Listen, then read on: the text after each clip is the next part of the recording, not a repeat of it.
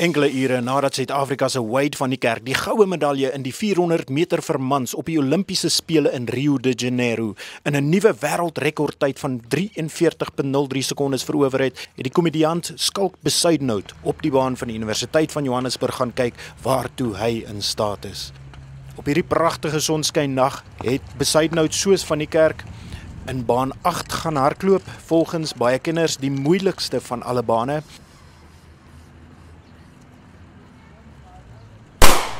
Sonder enige blokke is hy weg uit die blokke, uitstekende wegspring vir Besuidenhout. Hy naal vir al wat hy werd is. Gaan hy die pas kan volhou. Besuidenhout doen glad nie sleg nie.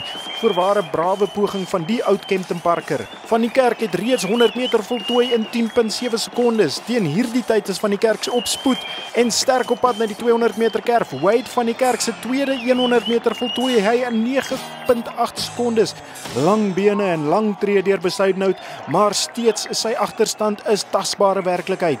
En wanneer van die Kerk die pylvak binnekom, skuif die stophorlosie net verby 30 sekondes. En nou maak van die Kerk oop.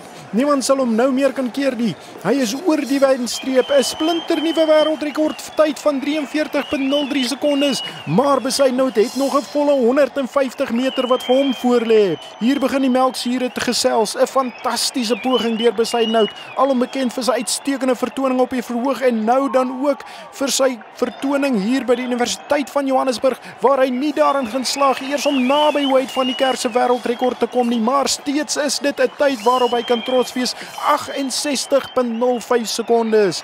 Maar kom ons hoor van Besuidenhout self hoe hy voel na hierdie uitmergelende 400 meter wat hy afgelê het. Ja, nee. Respek aan Wade.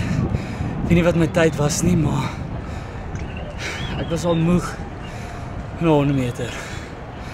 Ek weet nie, ek was 'n bietjie lighoofdig actually. Ek het regtig probeer. Ek het regtig gaan soveel as wat ek kon. Ek het nie probeer om enigstens Wade te laat goed lyk nie, maar ek seker ek het.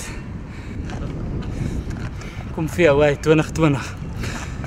We gaan nou maar oefen.